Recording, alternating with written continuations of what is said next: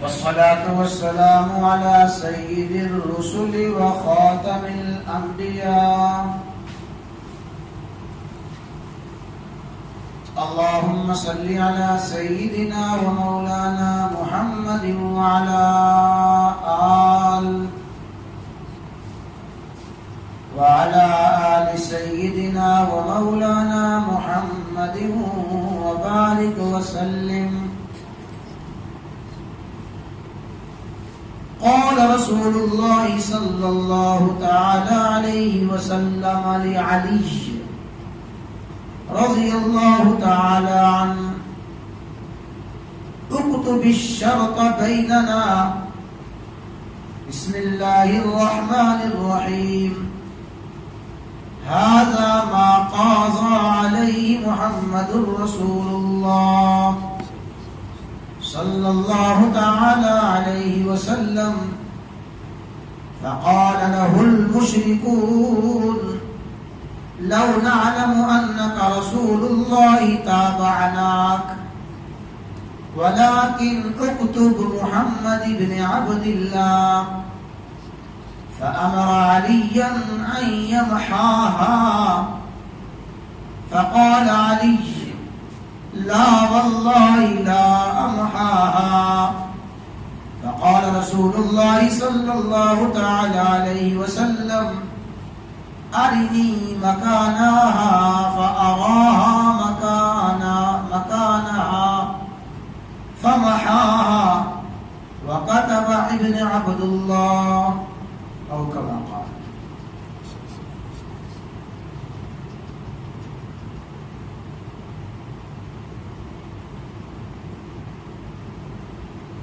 امام الانبیاء، سید الانبیاء، خاتم الانبیاء، سیدنا و مولانا محمد رسول اللہ صلی اللہ تعالی علیہ وسلم کی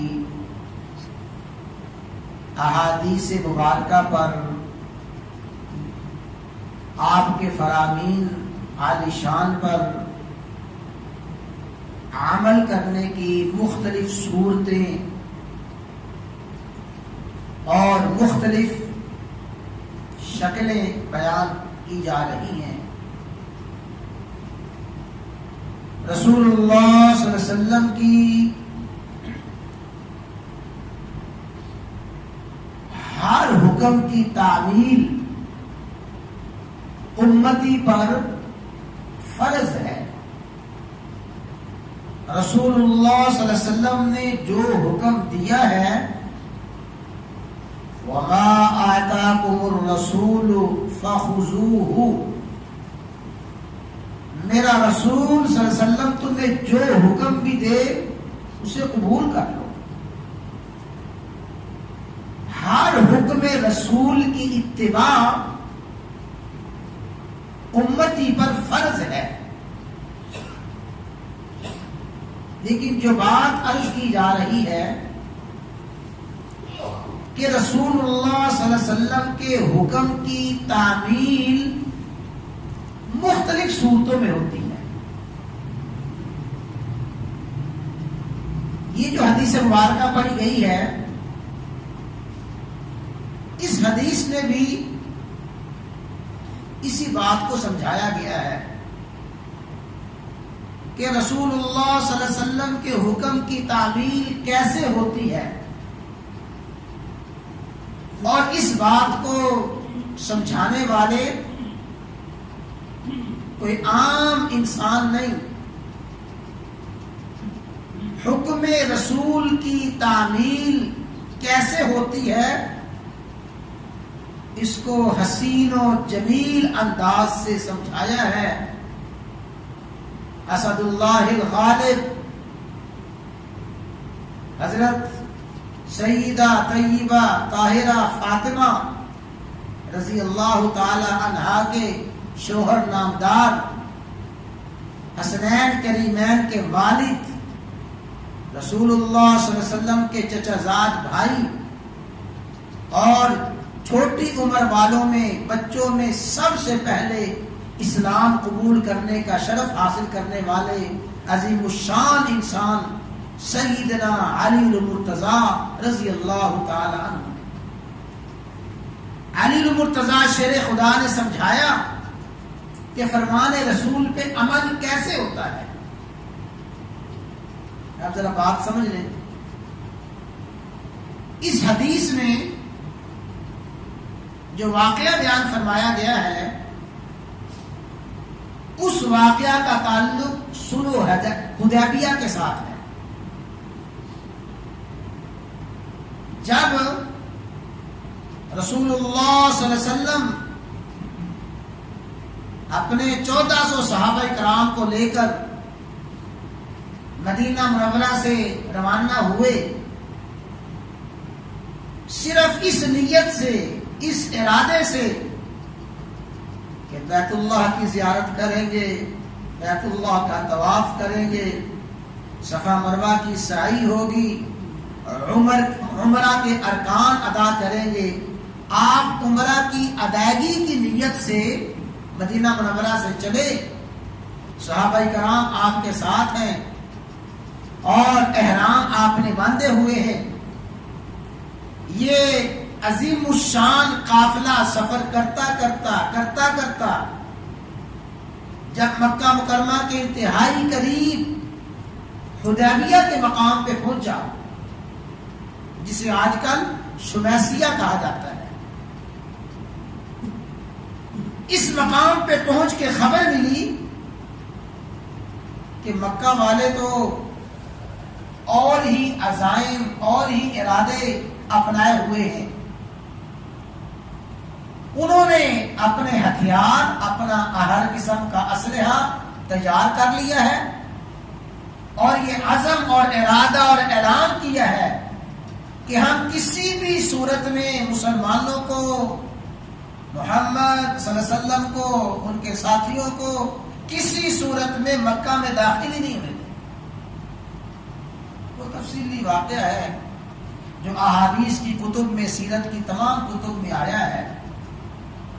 رسول اللہ صلی اللہ علیہ وسلم کو جب اطلاع ملی تو آپ نے پیغام بھیجا.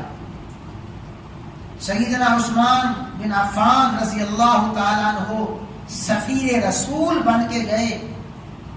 مکہ والوں، نہ ہمارا جنگ کا ارادہ ہے، نہ جنگ کی ہم تیاری کر کے آئے ہیں، ہم تو کوئی لڑنا چاہتے نہیں ہیں، ہم تو صرف اور صرف اللہ کے گھر کی زیارت کے لیے عمرے کی نیت سے آئے ہیں، ہمارا تو لڑنے کا ارادہ ہی نہیں ہے. لیکن مکہ والے نہ مانے. وہ طویل گفتگو ہوتی رہی، وفد آتے رہے.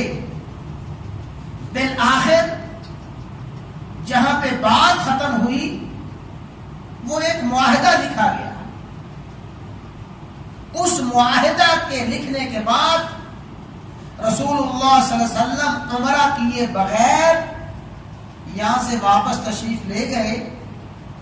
یہ عمرہ کیے بغیر جو واپس گئے اور اس موقع پہ جو معاہدہ لکھا گیا، مسلمانوں میں اور قریش مکہ میں جو شرائط طے ہوئی، اسے ہی احادیث کی کتب میں کہا جاتا ہے معاہدہ صلح حدیبیہ.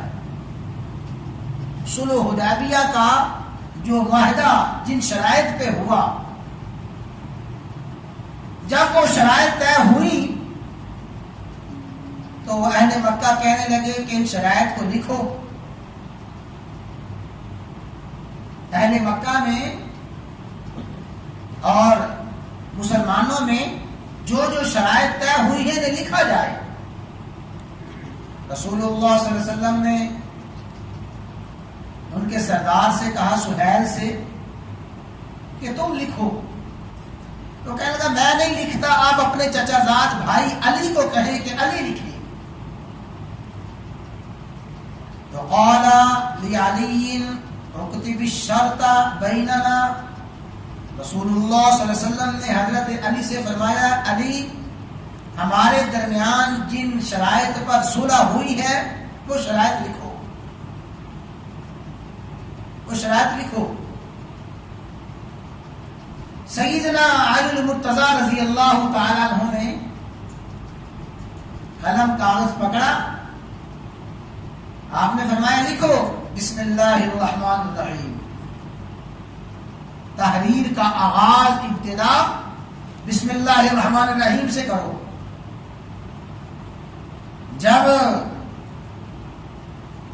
آپ لکھنے لگے تو وہ سہیل جو ان کا نمائندہ تھا، اس وفد کا سردار تھا، کہنے لگا فما ندری، ہمیں نہیں معلوم، ہم نہیں جانتے بسم اللہ الرحمن الرحیم کیا ہے، ہم تو اس کو لکھا نہیں کرتے، ہمیں تو پتہ نہیں رحمان کیا ہے، رحیم کیا ہے. ولیکن اکتب ما نعرف، وہ لکھو جسے ہم جانتے ہیں. ہم کیا لکھا کرتے ہیں؟ بسمک اللہم، بسم اللہ الرحمن الرحیم کی بجائے لکھو بسمک اللہم. حالانکہ بسم اللہ الرحمن الرحیم جیسے اللہ تعالیٰ کی تعریف و توصیف ہے، ایسے ہی بسمک اللہم یہ بھی اللہ تعالیٰ کی تعریف و توصیف ہی ہے. لیکن وہ کفار مشرکین کہتے تھے ہم نہیں جانتے رحمان کون ہے، رحیم کون ہے، ہم اس بات کو لکھتے نہیں ہیں، یہ عبارت ہمارے ہاں لکھی نہیں جاتی، ہمارے ہاں تو لکھا جاتا ہے بسمک اللہم، لہذا یہی لکھو. فقال، آپ نے حضرت علی رضی اللہ تعالی عنہ سے فرمایا اے علی یہی لکھ دو بسمک اللہم.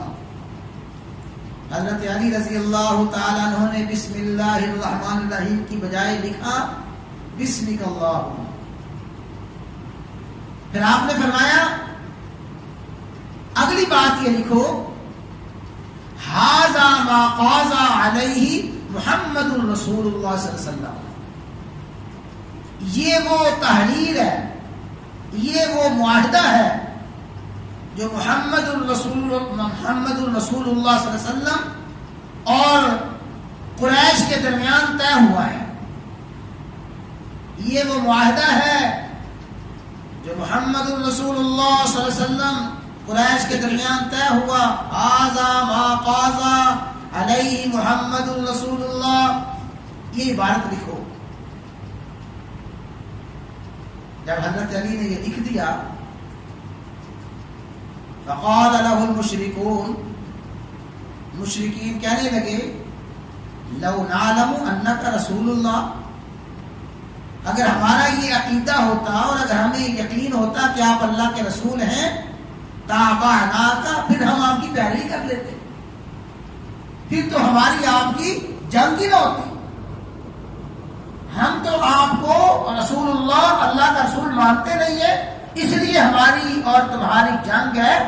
تو یہ جو آپ نے لکھایا ہے رسول اللہ محمد الرسول اللہ، اس کو تو ہم نہیں مانتے. ولیکن اکتب محمد بن عبد اللہ، محمد الرسول اللہ نہ لکھو بلکہ محمد الرسول اللہ کی بجائے لکھو محمد بن عبد اللہ، اپنے والد کا نام لکھو. اکتب اسم کا و اسم ابی کا، اپنا نام لکھو، اپنے باپ کا نام لکھو. یہ جو آپ نے لکھوایا ہے محمد الرسول اللہ، اگر محمد الرسول اللہ ہم مانتے لتبعناک، یقیناً ہم آپ کی پیروی کر لیتے. تو لہذا ہمیں اس لفظ پہ بھی اعتراض ہے.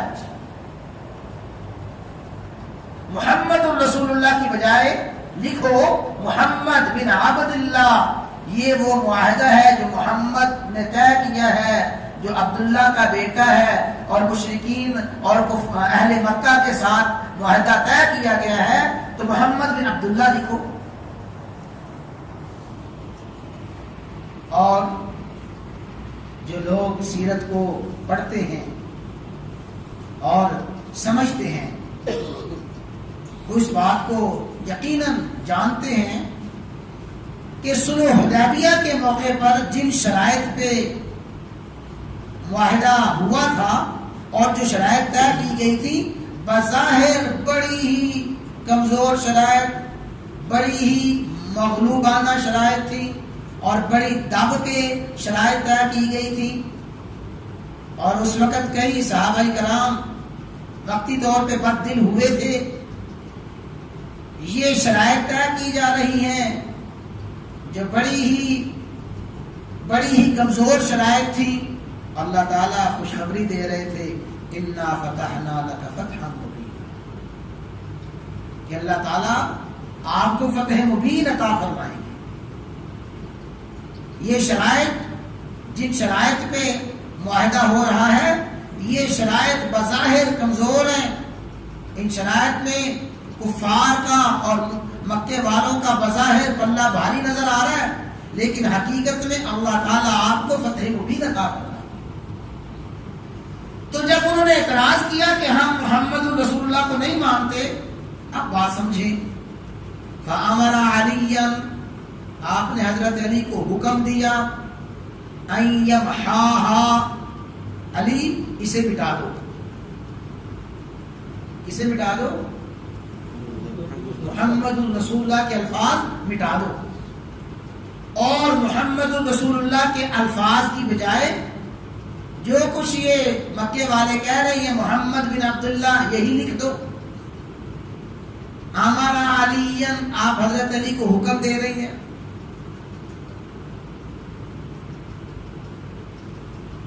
اور حکم کی تعمیل ہر امتی پر فرض ہے، تو آپ نے حکم دیا ان یمحاها، علی مٹا دو. فقال علی، حضرت علی فرما رہی ہیں لا واللہ، نہیں اللہ کی قسم میں اسے نہیں مٹاؤں گا.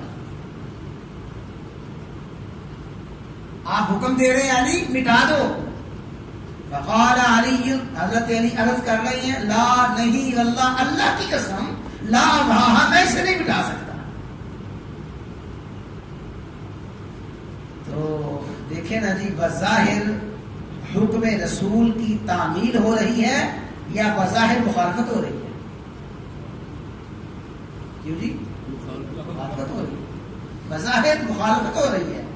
آپ فرما رہے ہیں علی مٹا دو، فرما رہے ہیں لا، نہیں اللہ، اللہ کی قسم میں اسے نہیں مٹاؤں گا. یہ جو مخالفت ہے بظاہر حکم تعمیل کی مخالفت ہے، اس مخالفت کی بنیاد رسول اللہ صلی اللہ علیہ وسلم کی انتہائی محبت، آپ کا انتہائی ادب اور احترام ہے. ادب رسول، احترام رسول، محبت رسول کی انتہا ہے. ہمارے اللہ کی قسم میں نہیں مٹاؤں گا. فقال رسول اللہ صلی اللہ علیہ وسلم، رسول اللہ صلی اللہ علیہ وسلم نے کیا فرمایا؟ ارینی مکانہا، مجھے دکھاؤ کہ کس جگہ پہ تم نے یہ لکھا ہے. دیکھیں نا، رسول اللہ صلی اللہ علیہ وسلم فرما دیتے علی میں تمہیں کہہ رہا ہوں، تم میری بات مان نہیں رہے. میں کہہ رہا ہوں مٹاؤ، تم کہتے ہو اللہ کی قسم میں نہیں مٹاؤں گا. تم تو میری حدیث کی، میرے فرمان کی مخالفت کر رہے ہو. نہیں، حضرت علی نے جو قسم کھائی اور جو کچھ فرمایا، حضور نبی کریم علیہ الصلوۃ والسلام نے اس پہ ذرہ برابر بھی ناگواری، ذرہ برابر بھی ناراضگی کا اظہار نہیں فرمایا. رسول اللہ صلی اللہ علیہ وسلم سمجھ رہے تھے کہ علی جو کچھ کہہ رہی ہیں میری محبت کی بنا پہ کہہ رہے ہیں. آپ نے فرمایا علی مجھے دکھاؤ تم نے وہ کہاں پہ لکھا ہے. فَأَرَاهَا مَكَانَهَا،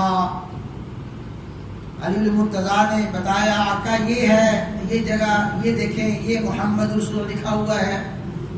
جب آپ کو دکھایا فَمَحَاهَا، آپ نے اپنے دست مبارک سے مٹایا، اور وہ مٹا کر وَكَتَبَ ابن عبداللہ، اور آپ نے وہاں پہ لکھ دیا ابن عبداللہ. یہ حضور نبی کریم علیہ الصلوۃ والسلام کے معجزے کا اظہار ہوا. حالانکہ وما كنت تتلو من قبلہ من کتاب ولا تخطہ بیمینک، رسول اللہ صلی اللہ علیہ وسلم لکھنا پڑھنا نہیں جانتے تھے، امی تھے. لیکن اس امی ہونے کے باوجود اس موقع پر آپ نے محمد رسول اللہ کی بجائے ابن عبداللہ لکھا، یہ حضور نبی کریم علیہ السلام کا معجزہ تھا۔ اب دیکھیں صورتحال کیا تھی جو بات سمجھنے والی ہے۔ صورتحال یہ ہے کہ مکہ کے سردار سامنے بیٹھے ہوئے، پورے کا پورا وفد سامنے بیٹھا ہے، اس وفد کے سامنے، مکے کے سرداروں کے سامنے سارے کا سارا معاملہ طے ہو رہا ہے۔ ان سرداروں کو کیا بتانا تھا، ان کو کیا پیغام دینا تھا؟ یہی پیغام تھا، اللہ بات سمجھ لیں، عروہ بن مسعود ثقفی وہ بھی اس وفد میں شامل تھے، یعنی جو وفد مکہ سے آیا تھا، جو اہل مکہ کا وفد تھا، اس میں عروہ بن مسعود ثقفی وہ بھی شامل تھے، جو بعد میں مسلمان ہوئے۔ جب انہوں نے یہ منظر دیکھا اور محبت کے مناظر دیکھے، صحابہ کرام غلامان رسول کی محبت کے مناظر جو دیکھے، جب یہ وفد واپس گیا تو واپس جاتے ہی عروہ بن مسعود ثقفی کہنے لگے، اللہ، اے قریشیوں، مکے والوں، اللہ کی قسم میں کیسر و کسریٰ کے دربار میں گیا ہوں، بڑے بڑے بادشاہوں کے دربار میں گیا ہوں، اور میں نے ان کے دربار کا منظر دیکھا ہے۔ رعایا اپنے بادشاہوں کے ساتھ جو محبت کرتی ہے، وہ سب کچھ میں نے دیکھا ہے۔ اللہ کی قسم، جیسے میں نے محمد صلی اللہ علیہ وسلم کے ساتھیوں کو محمد کے ساتھ محبت کرتا دیکھا ہے، ایسا منظر میں نے کسی دربار میں نہیں دیکھا، یہ منظر میں نے کہیں نہیں دیکھا۔ تو حضرت علی رضی اللہ تعالی عنہ کا اس موقع پر حکم رسول کی تعمیل نہ کرنا اور بظاہر حکم رسول کی مخالفت کرنا، رسول اللہ صلی اللہ علیہ وسلم کی انتہائی محبت، انتہائی ادب، آپ کا انتہائی احترام تھا۔ اس احترام اور ادب اور محبت نے آپ کو روکا کہ نہ اس وقت حکم رسول کی تعمیل نہ کرو۔ والد، بیمار والد، بظاہر زندگی کی آخری سانسیں لے رہا ہے، فرما بردار بیٹا کہتا، ابا جی، ابا حضور میں آپ کو ہسپتال لے کے جاتا ہوں۔ ابا جی کہہ رہے، نہ بیٹا مجھے نہ لے کے جاؤ، اب میرا آخری وقت ہے۔ بیٹا کہتا، نہیں ابا جی میں لے کے جاؤں گا۔ باپ روک رہا ہے، اور باپ کے روکنے کے باوجود بیٹا اپنے والد کو ڈاکٹر کے پاس ہسپتال میں لے کے جا رہا ہے، ہزاروں روپیہ لگا کے باپ کی لاش لے کے آ جاتا ہے۔ ایسے ہوتا ہے، باپ روک رہا ہے، منع کر رہا ہے، لیکن باپ کے منع کرنے کے باوجود بیٹا باپ کو ہسپتال میں لے کے جا رہا ہے، تو کیا ہے؟ یہ باپ کے حکم کی مخالفت ہے یا باپ کے ساتھ محبت ہے؟ یہ محبت ہے، انتہائی ادب ہے، انتہائی احترام ہے، اپنے والد ماجد کے ساتھ انتہائی تعلق ہے۔ تو سیدنا علی المرتضیٰ رضی اللہ تعالیٰ عنہ کا یہ قدم بھی انتہائی محبت، انتہائی احترام تھا۔ تو رسول اللہ صلی اللہ علیہ وسلم کے فرمان، آپ کے حکم کی تعمیل کی مختلف صورتیں ہیں۔ بعض مرتبہ انتہائی ادب، انتہائی احترام اور انتہائی محبت، اور بعض موقع پر انتہائی تعلق۔ اس بات کا معنی ہوتا ہے کہ بظاہر جو ظاہری الفاظ ہیں ان کی تعمیل نہ کی جائے، یہ دیکھا جائے کہ ادب اور محبت کس چیز سے عیاں ہوتا ہے۔ سیدنا علی مرتضیٰ رضی اللہ تعالیٰ عنہ نے یہی سبق دیا ہے۔ بس انشاءاللہ اس حوالے سے کل کا درس آخری درس ہوگا، جو بڑا ہی انتہائی اہم درس ہوگا۔ اللہ تعالیٰ سمجھنے کی، ذہن میں بٹھانے کے مطلب